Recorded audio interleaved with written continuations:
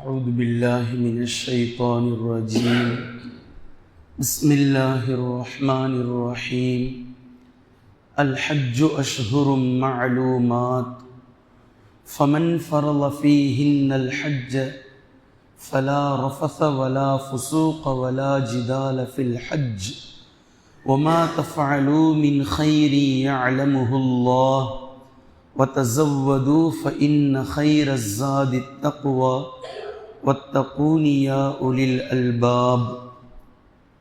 وقال أيضا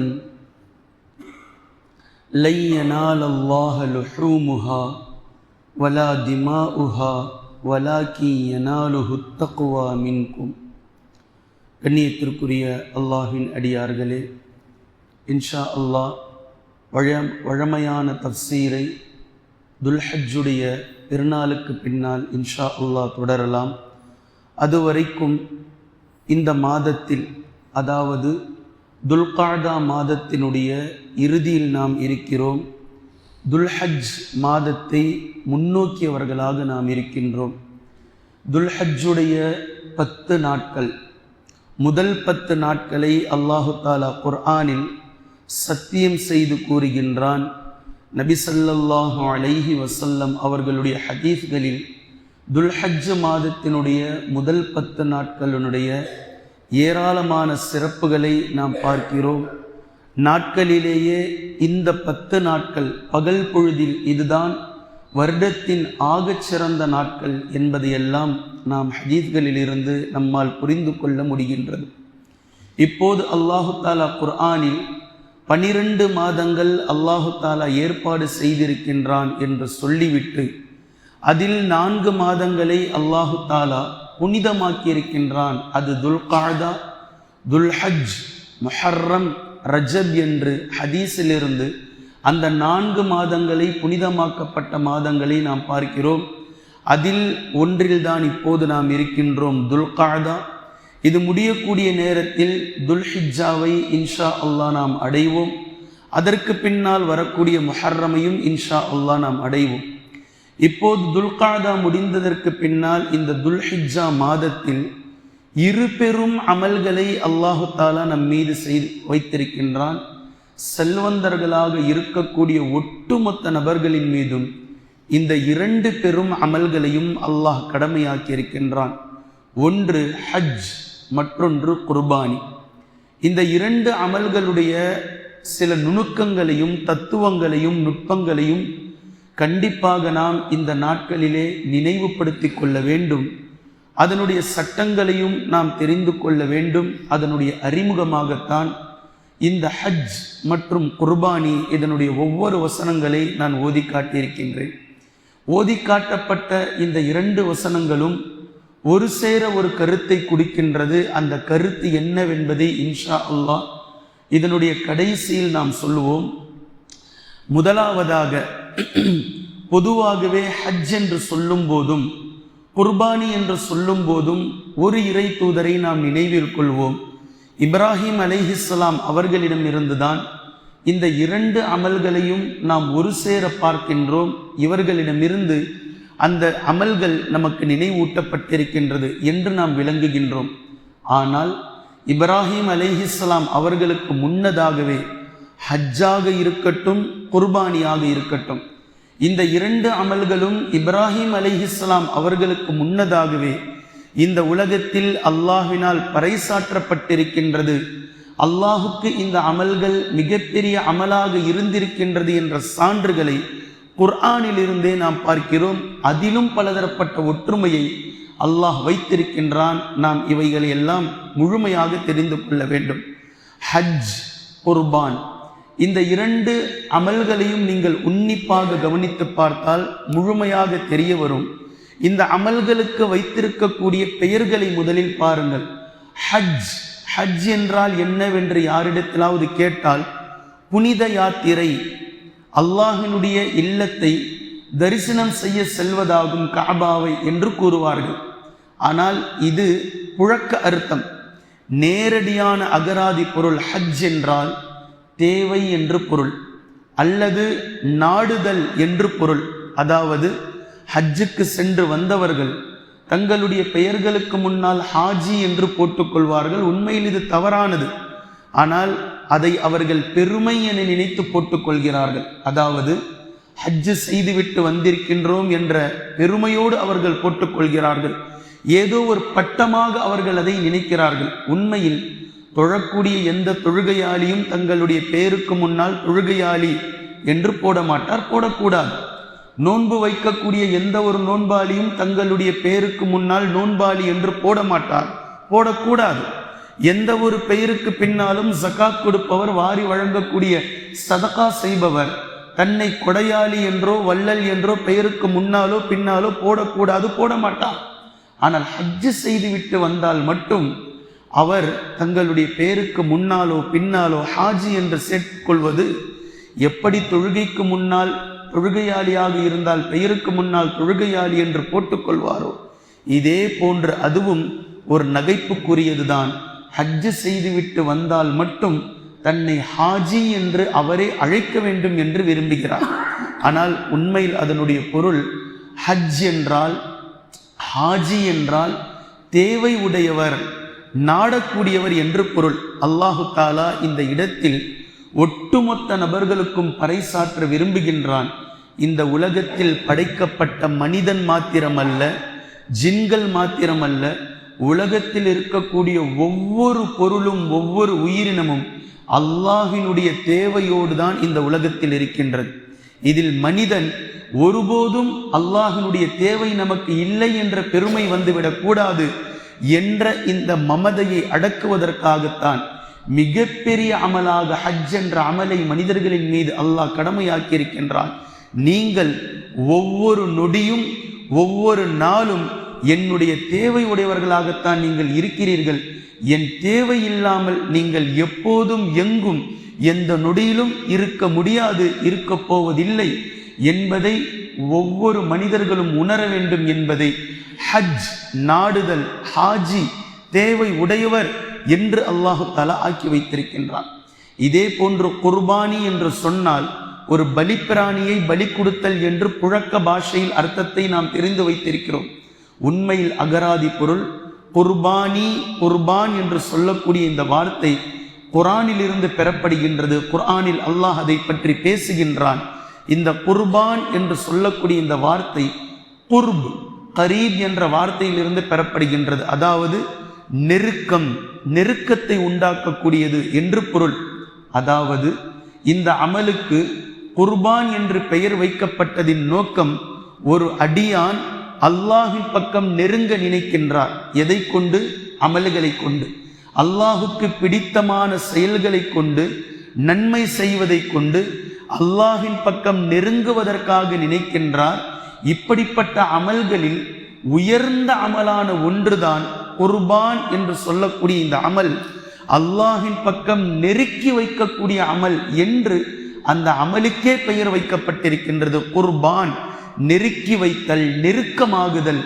ஒரு அடியான் இதை செய்வதினால் இன்ஷா அல்லாஹ் அவருடைய அமலுடைய எண்ணம் தூய்மையானதாக இருந்தால் அவர் அல்லாஹின் பக்கம் நெருங்கி விடுவார், அல்லாஹின் பக்கம் நெருக்கமாக ஆகின்றார். இது உண்மையில் உயர்தரமான ஒரு கிரேட். எது?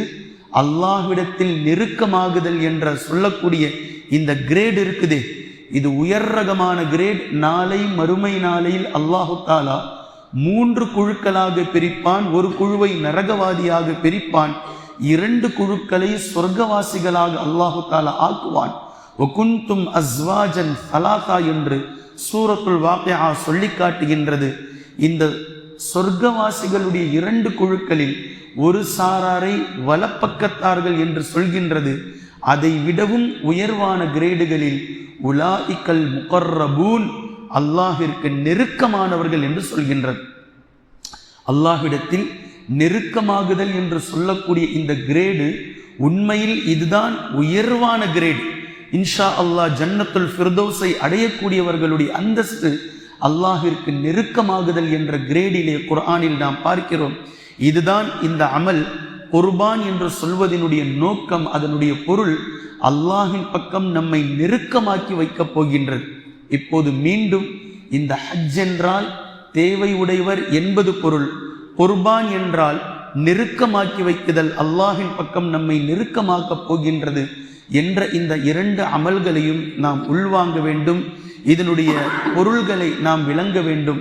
அது மாத்திரமில்லாமல் இப்ராஹிம் அலைஹிஸ்ஸலாம் என்ற ஒரு தூதரின் மூலம் அது நமக்கு எடுத்து காட்டப்பட்டிருக்கின்றது, நினைவூட்டப்பட்டிருக்கின்றது. ஆனால் இப்ராஹிம் அலைஹிஸ்ஸலாம் அவர்களுக்கு முன்னதாகவே இந்த 2 பெரும் அமல்களும் இந்த உலகத்தில் அல்லாஹு தாலா எப்போது முதல் மனிதர் ஆதம் அலைஹிஸ்ஸலாம் அவர்களை அனுப்பினானோ அங்கிருந்தே இது தொடர்ந்திருக்கின்றது, இது தொடங்கி இருக்கின்றது என்பதையும் குர்ஆன் நமக்கு பறைசாற்றுகின்றது. ஆதம் அலைஹிஸ்ஸலாம் அவர்களை அனுப்பியதற்கு பின்னால் இன்ன அவ்வல பைத்தின் உதிஅ லின்னாஸி லல்லதி பிபக்கா முபாரகம் வ ஹுதல் லில் ஆலமீன் என்று சூரா ஆல் இம்ரான் இந்த உலகத்தில் அல்லாஹுக்காக, அல்லாஹை வணங்குவதற்காக, அல்லாஹை நினைப்பதற்காக முதலாக கட்டப்பட்ட இறை இல்லம் காபா என்று சொல்லக்கூடிய குர்ஆன் வசனத்தை நாம் பார்க்கிறோம். இந்த உலகத்தில் முதலாக கட்டப்பட்ட இந்த இறை இல்லத்தை நாம் உன்னிப்பாக கவனிக்க வேண்டும். ஏனென்றால் உலகத்தில் இருக்கக்கூடிய ஒவ்வொரு பள்ளிவாசல்களுடைய இடங்களையும் அந்த ஊர் மக்கள் நிர்ணயம் செய்வார்கள், நிர்வாகிகள் நிர்ணயம் செய்வார்கள். அல்லது ஒரு செல்வந்தர் வக்ஃபு செய்யக்கூடிய இடத்தில் என்னுடைய இடத்தை எடுத்துக்கொள்ளுங்கள் என்று சொல்வார்கள். காபாவினுடைய இடம் எந்த மனிதர்களும் நிர்ணயம் செய்ததல்ல. ஆதம் அலைஹிஸ்ஸலாம் அவர்கள் இந்த இடத்தில் காபா கட்டலாம் என்று நிர்ணயம் செய்ததல்ல. காபா எங்கு அமையப்பெற வேண்டும் என்று அல்லாஹ் நிர்ணயித்த இடம், இந்த இடத்தில்தான் நீங்கள் காபாவை கட்ட வேண்டும் என்று ஆதம் அலைஹிஸ்ஸலாம் அவர்களுக்கு அல்லாஹு தாலா காட்டி தந்த இடம்தான் காபா. இன்று வரைக்கும் இருக்கக்கூடிய இடம். இன்ஷா அல்லாஹ் கியாமத் நாள் வரை அந்த காபா அங்கு இருக்கும் என்பதை நாம் பார்க்கின்றோம். எனவே இந்த இடத்தை அல்லாஹ் நிர்ணயம் செய்திருக்கின்றான். காபாவை ஆதம் அலைஹிஸ்ஸலாம் முதலாக கட்டினார்கள் என்பதை குர்ஆனிலிருந்து நாம் பார்க்கிறோம். இது இப்ராஹிம் அலைஹிஸ்ஸலாம் அவர்கள் புனர் நிர்மாணம் செய்தார்கள் என்பதிலிருந்து அது பிரபல்யம் அடைகின்றது. இதே போன்று ஆதம் அலைஹிஸ்ஸலாம் அவர்களுடைய 2 மகன்களுடைய விஷயத்தை குர்ஆன் நினைவு கூறும் போதே வேறு எந்த விஷயங்களையும் நினைவு கூறவில்லை, குர்பானியை பற்றித்தான் நினைவு கூறுகின்றது. வத்லு அலைஹிம் நப அப்னை ஆதம பில் ஹக் இத் கர்ரபா குர்பானன் ஃபதுகுப்பில மின் அஹதிஹிமா வலம் யுதகப்பல் மினல் ஆஹர் என்ற குர்ஆன் ஆதம் அலைஹிஸ்ஸலாம் அவர்களுடைய 2 மகன்களை நினைவு கூறும்போது அவர்கள் செய்த அமல்களான குர்பானி என்று சொல்லக்கூடிய இந்த பெரிய அமலை கொண்டுதான் குர்ஆன் அவர்களையே நினைவு கூறுகின்றது. ஒருவருடைய குர்பானி ஏற்றுக்கொள்ளப்பட்டது, இன்னொருவருடைய குர்பானி ஏற்றுக்கொள்ளப்படவில்லை என்று குர்ஆன் பேசுகின்றது. நான் ஓதி காட்டிய 2 வசனங்களுக்கும் மிகப்பெரிய நெருக்கம் இருக்கின்றது. ஹஜ்ஜுடைய வசனத்திற்கும் அந்த குர்பானுடைய வசனத்திற்கும் என்று நான் சொன்னேன். இந்த இடத்திலும் ஆதம் அலைஹிஸ்ஸலாம் அவர்களுடைய மகன்களை குர்ஆன் நினைவு கூறும்போது குர்பான் என்று சொல்லக்கூடிய அமல்களை கொண்டுதான் நினைவு கூறுகின்றது. இந்த இடத்திலும் அந்த 2 வசனங்களுக்கும் இடையில் இருக்கக்கூடிய அந்த நோக்கத்தை இங்கும் குர்ஆன் பேசுகின்றது. இன்ஷா அல்லாஹ் அதை கடைசியில் நான் சொல்லி காட்டுவேன். இப்படி குர்ஆன் ஏற்கனவே குர்பான் இருந்திருக்கிறது என்பதை பற்றியும் ஏற்கனவே காபத்துல்லா கட்டப்பட்டு விட்டது என்ற இந்த 2 விஷயங்களையும் ஆதம் அலைஹிஸ்ஸலாம் அவர்களுடைய காலத்திலிருந்தே நமக்கு துவங்கி இருக்கின்றது என்பதை நமக்கு மிகப்பெரிய சான்றாக நாம் பார்க்கின்றோம். அதே போன்று நபி ஸல்லல்லாஹு அலைஹி வஸல்லம் அவர்களிடமிருந்துதான் இந்த இஸ்லாம் துவங்கியது, இஸ்லாம் தோன்றியது என்று யாரேனும் சொன்னால் இல்லை. இது காலம் காலமாக மனிதன் தோன்றியதிலிருந்து, மனிதர்கள் இந்த உலகத்திற்கு தோன்றியதிலிருந்தே அல்லாஹு தாலா இந்த மார்க்கத்தை நிறுவி இருக்கின்றான் என்பதற்கான சான்றாகவும் இந்த 2 அமல்கள் குர்பான் மற்றும் ஹஜ் என்று சொல்லக்கூடிய இந்த 2 அமல்களும் பறைசாற்றுகின்றது. ஆதம் அலைஹிஸ்ஸலாம் அவர்கள் காபாவை கட்டினார்கள் என்பதும் ஆதம் அலைஹிஸ்ஸலாம் அவர்களுடைய மகன்களுடைய 2 மகன்களுடைய நினைவு கூறல் குர்பானியை பற்றித்தான் குர்ஆன் நினைவு கூறுகின்றது என்பதிலிருந்து இந்த 2 அமல்களும் எந்த மனிதர் ஆதம் அலைஹிஸ்ஸலாம் அவர்கள் முதலாக பூமிக்கு அனுப்பப்பட்டார்களோ அங்கிருந்தே இந்த 2 அமல்களும் நினைவு கூறியிருக்கின்றது. இஸ்லாம் வரலாற்று ரீதியாக ஆரம்ப நாளில் இருந்து இருக்கின்றது என்பதற்கு சான்றாக இதை நாம் ஆதாரமாக கொள்ளலாம். எனவே இந்த 2 பெரு அமல்களும் துல்ஹஜ் மாதத்திலே அல்லாஹு தஆலா யாருக்கெல்லாம் வசதியை தந்திருக்கின்றானோ அவர்கள் செய்ய போகின்றார்கள். இன்ஷா அல்லாஹ் ஹஜ்ஜுக்காக செல்ல துவங்கிவிட்டார்கள். அவர்கள் அங்கு சென்று சேர்ந்திருப்பார்கள். அவர்களுக்காக துஆ செய்யுங்கள். அவர்களுடைய ஹஜ்ஜை அல்லாஹு தஆலா ஹஜ்ஜம் மப்ரூராவாக, அல்லாஹினால் ஒப்புக்கொள்ளப்பட்ட ஏற்றுக்கொள்ளப்பட்ட ஹஜ்ஜாக அவர்களுடைய ஹஜ்ஜை ஆக்குவானாக. யாரெல்லாம் குர்பானி கொடுக்க இருக்கின்றார்களோ அவர்கள் தங்களுடைய பலிப்பிராணிகளை எங்கு வாங்கலாம், எப்படி வாங்கலாம் என்ற சிந்தனைக்கு வந்திருப்பார்கள். அவர்களுடைய குர்பானியை அல்லாஹு தஆலா தக்வா நிறைந்த குர்பானியாக, அல்லாஹ்விடத்திலே முழுக்க ஒப்புக்கொள்ளப்பட்ட அங்கீகரிக்கப்பட்ட குர்பானியாக அல்லாஹ் அவர்களுடைய குர்பானியை அங்கீகரிப்பானாக. இதை பற்றி குர்ஆனும் ஹதீஸும் பேசக்கூடிய இந்த 2 அமல்களை பற்றியும் இன்ஷா அல்லாஹ் தொடர்ச்சியாக சில செய்திகளை நாம் பார்க்கலாம். அல்லாஹு தஆலா அதற்கு உதவி செய்வானாக. குர்ஆனையும் ஹதீஸையும் தெளிவாக விளங்கிக் கொள்ளக்கூடிய மக்களாகவும் அதை நடைமுறைப்படுத்தக்கூடிய மக்களாகவும் அல்லாஹ் நம்மை ஆக்குவானாக. சுப்ஹானக்கல்லாஹும்ம பிஹம்திக அஷ்ஹது அல்லா இலாஹ இல்லா அன்த அஸ்தக்ஃபிருக வ அத்தூபு இலைக்.